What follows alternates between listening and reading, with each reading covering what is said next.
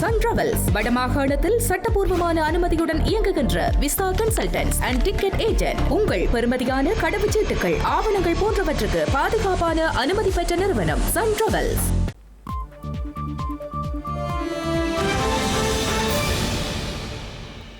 வணக்கம். இது ஐபிசி தமிழின் இரவு நேர பிரதான செய்திகள். முதலில் தலைப்புச் செய்திகள்.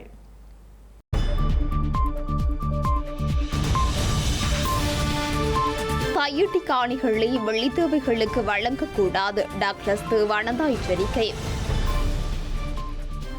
நிலக்கரி தட்டுப்பாட்டால் ஏற்படும் கூடுதல் சுமை மக்கள் மீது சுமத்தப்படாது, பொது பயன்பாட்டு ஆணைக்குழு அறிவிப்பு. தேவட்டுக்கொடு சமிந்தவை கொல்ல சதித்திட்டம், சந்தேகம் வெளியிட்டுள்ள காவல்துறை. கொழும்பிலிருந்து சட்டவிரோத போக்குவரத்து, 7 பேருந்துகளை மடக்கி பிடித்த தேசிய போக்குவரத்து ஆணைக்குழு. கோவையில் பிரச்சாரம் செய்யவுள்ள மோடி, சூடுபிடிக்கும் தேர்தல் களம். ஈரான் அமெரிக்கா அமைதி பேச்சுவார்த்தையில் முறிவு, போர் நிறுத்தத்தை மீற வேண்டாம் என கூறும் பாகிஸ்தான்.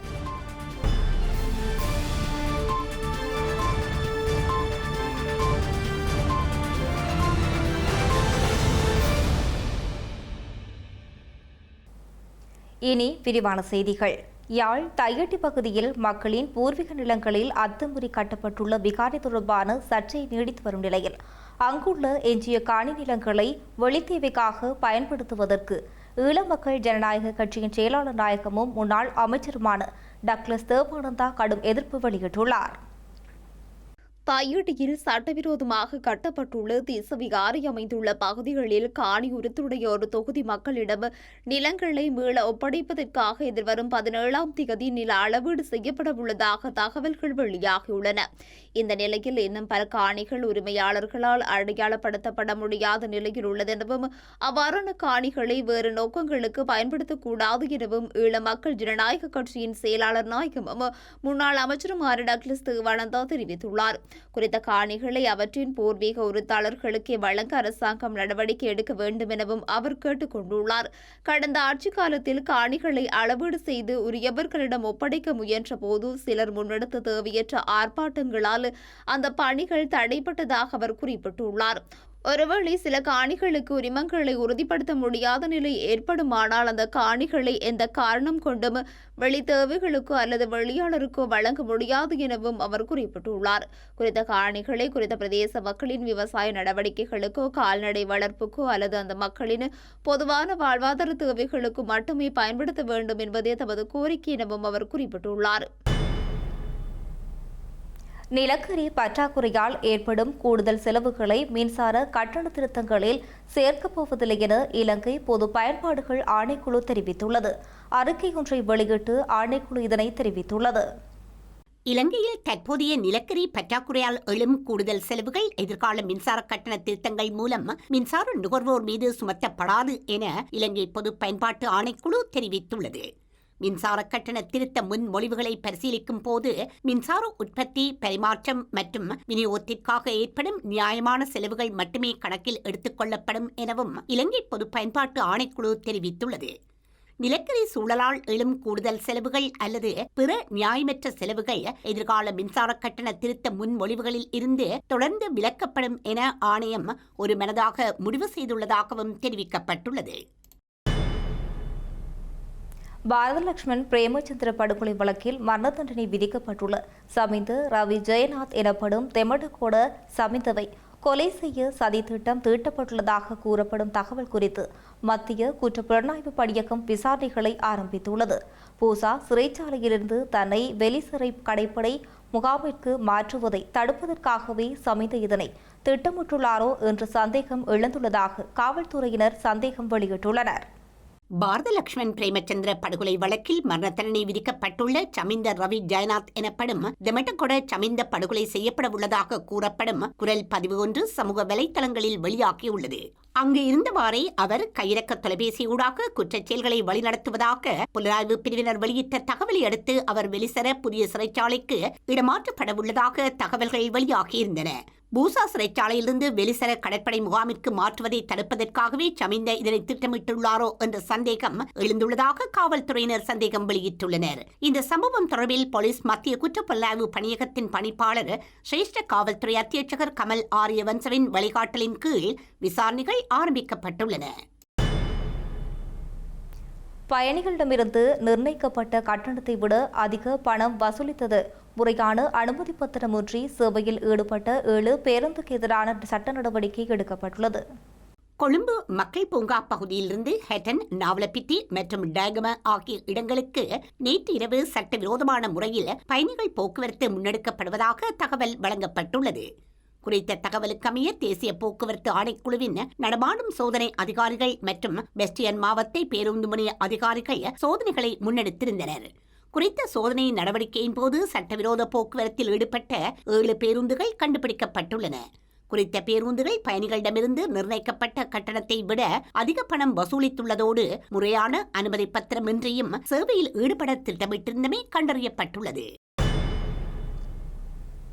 புதுப்பிக்கப்பட்ட புறக்கோட்டை மத்திய பேருந்து நிலையத்தின் போது சொத்துக்களுக்கு சேதம் விளைவித்த குற்றச்சாட்டில் நபர் ஒருவர் கைது செய்யப்பட்டுள்ளார். புதுப்பிக்கப்பட்டுள்ள கொழும்பு மத்திய பேருந்து நிலையம் கடந்த 8ஆம் தேதி காலை உத்தியோகபூர்வமாக திறந்து வைக்கப்பட்டிருந்தது. இந்த நிலையில் புதுப்பிக்கப்பட்ட புறக்கோட்டை மத்திய பேருந்து நிலையத்தின் பொது சொத்துகளுக்கு சேதம் விளைவித்த குற்றச்சாட்டில் நபர் ஒருவர் கைது செய்யப்பட்டுள்ளார். 33 வயதுடைய குறித்த சந்தேக நபர் நேற்றைய தினம் களனி பகுதியில் வைத்து கைது செய்யப்பட்டிருந்தார். குறித்த சந்தேக நபரை நீதிமன்றில் முற்படுத்த காவல்துறையினர் நடவடிக்கை எடுத்துள்ளனர். குறித்த சம்பவம் தொடர்பிலான மேலதிக விசாரணைகளை புறக்கோட்டை காவல்துறையினர் முன்னெடுத்துள்ளனர். 1 கோடிக்கும் அதிக பெறுமதியுடைய கொக்கைன் போதைப் பொருளை தமது உடலில் மறைத்து வைத்து இலங்கைக்கு கொண்டு வந்த வெளிநாட்டு பெண் ஒருவர் இன்று கைது செய்யப்பட்டுள்ளார். குறித்த சந்தேக நபர் மேலதிக வைத்திய சிகிச்சை மற்றும் சட்ட நடவடிக்கைகளுக்காக கட்டுநாயக்க விமான நிலைய போலீஸ் போதைப்பொருள் தடுப்பு பிரிவினரிடம் ஒப்படைக்கப்பட்டுள்ளார். கொக்கைன் எனப்படும் போதைப் பொருளை தமது உடலில் மறைத்து வைத்து இலங்கைக்கு கொண்டு வந்த வெளிநாட்டு பெண் ஒருவர் இன்று கட்டுநாயக்க விமான நிலையத்தில் வைத்து சுங்க போதைப்பொருள் தடுப்பு பிரிவினரால் கைது செய்யப்பட்டுள்ளார். இவ்வாறு கைது செய்யப்பட்டவர் உகாண்டா நாட்டைச் சேர்ந்த 47 வயதுடைய பெண் என தெரியவந்துள்ளது. இவர் உகண்டாவின் கம்பாலா நகரிலிருந்து புறப்பட்டு கட்டார் நாட்டின் டோஹாவை வந்தடைந்து அங்கிருந்து கட்டார் விமான சேவையின் QR 664 என்ற விமானம் மூலம் இன்று காலை 9:30 இலங்கையை வந்தடைந்துள்ளார். குறித்த நபரிடமிருந்து மீட்கப்பட்ட போதைப்பொருள் தொகையின் பெறுமதி சுமார் 1,23,30,000 ரூபாய் என தெரிவிக்கப்பட்டுள்ளது. சந்தேக நபரான பெண்ணை முழுமையான சோதனைக்குட்படுத்திய போது அவர் தனது உடலில் 21 மாத்திரைகளாக மறைத்து வைத்திருந்த 274 கிராம் கொக்கைன் கண்டறியப்பட்டது. குறித்த சந்தேக நபர் மேலதிக வைத்திய சிகிச்சை மற்றும் சட்ட நடவடிக்கைகளுக்காக கட்டுநாயக்க விமான நிலைய போலீஸ் போதைப்பொருள் தடுப்பு பிரிவினரிடம் ஒப்படைக்கப்பட்டுள்ளார். தமிழகத்தின் கோவையில் எதிர்வரும் 18ஆம் தேதி தேசிய ஜனநாயக கூட்டணி சார்பில் நடைபெறவுள்ள பொதுக்கூட்டத்தில் இந்திய பிரதமர் நரேந்திர மோடி கலந்து கொண்டு பிரச்சாரம் மேற்கொள்ள உள்ளார். தமிழ்நாட்டில் சட்டமன்ற தேர்தலுக்கு இன்னும் 11 நாட்களே உள்ள நிலையில் அனைத்து அரசியல் கட்சித் தலைவர்களும் தீவிர பிரச்சாரத்தில் ஈடுபட்டு வருகின்றனர்.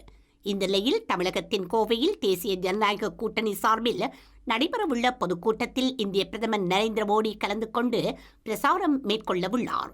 இந்த கூட்டம் எதிர்வரும் 18ஆம் தேதி கொடிசியா மைதானத்தில் நடைபெறவுள்ள நிலையில் குறித்த பொதுக்கூட்டத்திற்காக பாஜக சார்பில் இன்று பூமி பூஜை நடைபெற்றுள்ளது. இதனிடையே நாளை பாஜக தொண்டர்களுடன் வாக்கு சாவடி தொடர்பாக பிரதமர் கலந்துரையாட உள்ளதாக தெரிவிக்கப்பட்டுள்ளது. திமுகவின் மோசமான நிர்வாகத்தை அம்பலப்படுத்தி மாநில வளர்ச்சிக்கான தேசிய ஜனநாயக கூட்டணியின் தொலைநோக்கு பார்வையை விரிவாக எடுத்துரைத்த தொண்டர்களை எண்ணி தாம் பெருமைப்படுவதாக இந்திய பிரதமர் தனது எக்ஸ் தளத்தில் குறிப்பிட்டுள்ளார். இந்திய திரையுலகின் பழம்பெரும் பின்னணி பாடகி ஆஷா போஸ்லே மாரடைப்பு காரணமாக மருத்துவமனையில் அனுமதிக்கப்பட்டிருந்த நிலையில் சிகிச்சை பலனின்றி உயிரிழந்துள்ளார்.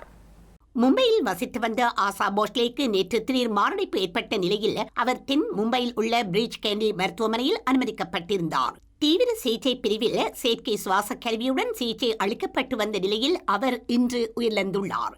இவர் 20க்கும் மேற்பட்ட மொழிகளில் 12,000க்கும் அதிகமான பாடல்களை பாடி உலக சாதனை படைத்ததுடன் மத்திய அரசின் உயரிய விருதான பத்ம விபூஷன் உள்ளிட்ட பல தேசிய விருதுகளை பெற்றுள்ளார்.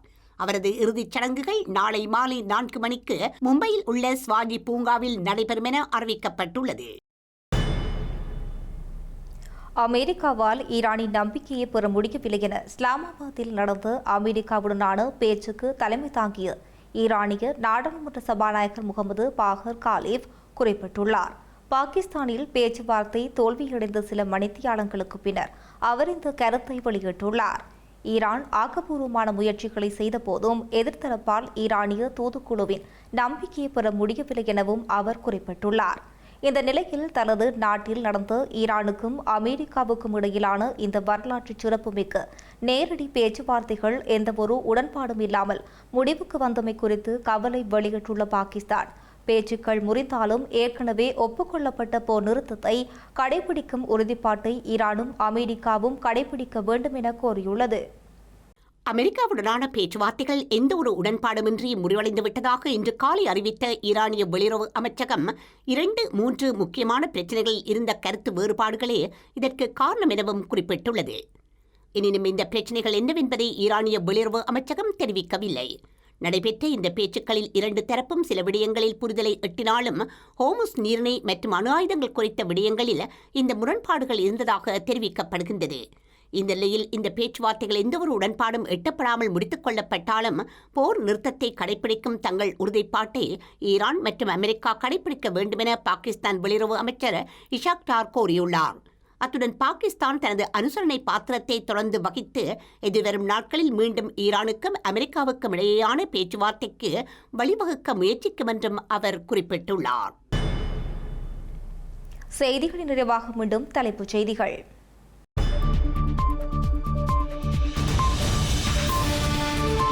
கையெட்டி காணிகளை வெள்ளித்தேவைகளுக்கு வழங்கக்கூடாது, டாக்டர் தேவானந்தா எச்சரிக்கை. நிலக்கரி தட்டுப்பாட்டால் ஏற்படும் கூடுதல் சுமை மக்கள் மீது சுமத்தப்படாது, பொது பயன்பாட்டு ஆணைக்குழு அறிவிப்பு. தேவட்டுக்கொடு சமிந்தவை கொல்ல சதித்திட்டம், சந்தேகம் வெளியிட்டுள்ள காவல்துறை. கொழும்பிலிருந்து சட்டவிரோத போக்குவரத்து, 7 பேருந்துகளை மடக்கி பிடித்த தேசிய போக்குவரத்து ஆணைக்குழு. கோவையில் பிரச்சாரம் செய்யவுள்ள மோடி, சூடுபிடிக்கும் தேர்தல் களம். ஈரான் அமெரிக்கா அமைதி பேச்சுவார்த்தையில் முறிவு, போர் நிறுத்தத்தை மீற வேண்டாம் என கூறும் பாகிஸ்தான்.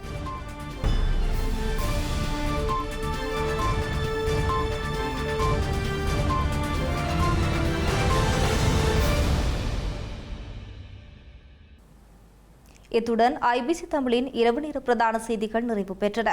உடனுக்குடன் செய்திகளை அறிந்து கொள்ள IBCTamil.com என்ற எமது இணையதளத்தை பார்வையிடுங்கள். வணக்கம்.